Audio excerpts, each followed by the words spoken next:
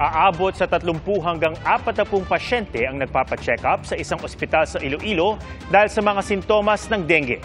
Sa Mountain Province, pinaiiwas na ang mga estudyante sa pagsusuot ng palda bilang uniforme. Saksi, si Zen Kilantang Sasa ng GMA Regional TV.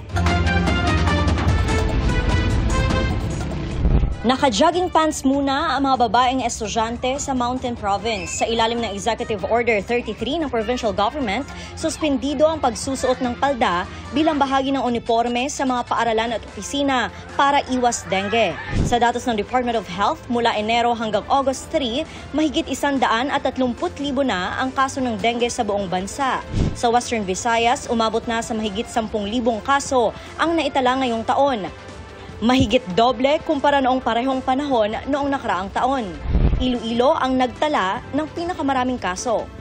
Sa Iloilo Provincial Hospital, 30 hanggang 40 ang mga nagpapa-check up dahil nakakaramdam ng sintomas ng dengue.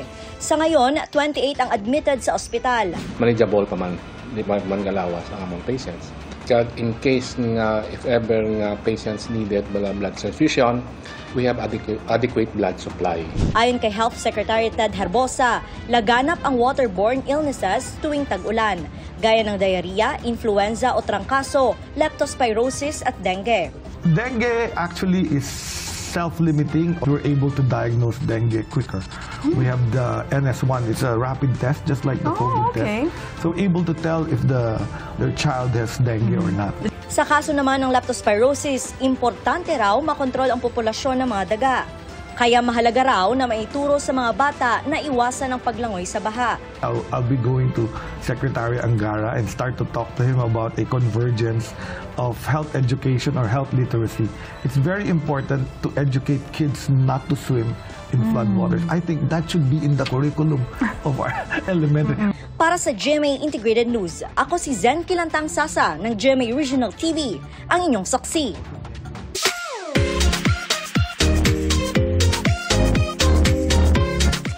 Tila obra sa ganda ang mga pasyalan sa Ilocos Norte. Agaw pansin sa King Kong Falls ang kulay asul na tubig dito at mga rock formation na pwedeng akyatin. Sa haba ng daluyan ng tubig, perfect ito sa mga mahilig lumangoy. Sa Calayan Island naman sa Cagayan, ipinagdiwang ang Piding Festival kung saan ang mga lumahok nagbihis piding pa. Pagpupugay ito sa Piding o Calayan Rail, isang ibon na sa Calayan lang nakikita at noong 2004 lang na-discovery.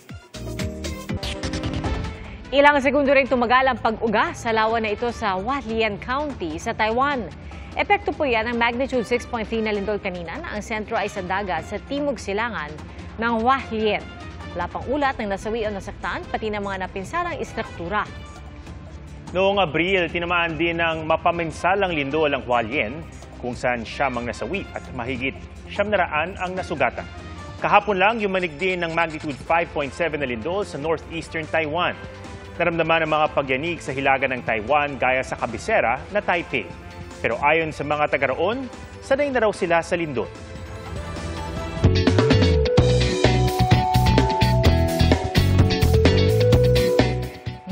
Atong, may question ako for you. Ikaw ba ay math tatakutin sa pag-compute? Meron namang calculator. So, doon na lang tayo. So, pati square root, ika-calculator mo yun. I-calculator na lang natin yan. Kasi alam nyo, sa Cebu, may isang bata na kayang sabayan ng calculator sa pagiging matalino. What is the square root of 1,500? 39 daw. Sakto? Perfect. Correct. Next.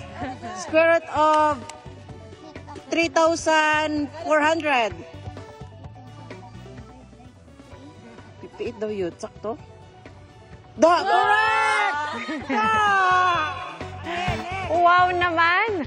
Ayon sa uploader, nagbabakasyon sila sa beach sa Bantayan Island nang lapitan sila ng 9-year-old na si Lay Axel Avila. At sabi raw niya, handa siyang sagutin ang square root ng anumang numerong ibibigay nila. Kapalit ng milk tea. Galing ano? Hindi pa sila naniwala noong una pero kalaunay bumilib ng paandaran na ng kanyang matalas na pag-iisip.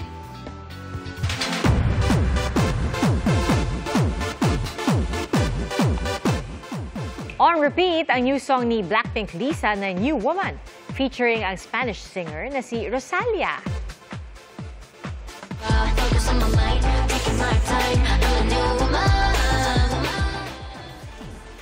Umangat sa kanta ang vocals ni Lisa bukod pa sa kanyang rapping skills.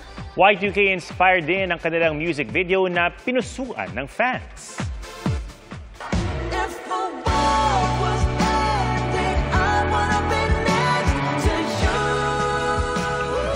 Power vocals naman ang hatid ni Bruno Mars at Lady Gaga sa collab song nilang Die With A Smile. Pareho rin silang featured sa music video nito. Ayon sa fans, nag-blend ang boses ng dalawang singer, kaya talaga raw it's an absolute hit. Mga kapuso, ilang tulog na lang, Burr months na. At magpaparamdam na si Filipino ballad icon Jose Marichan.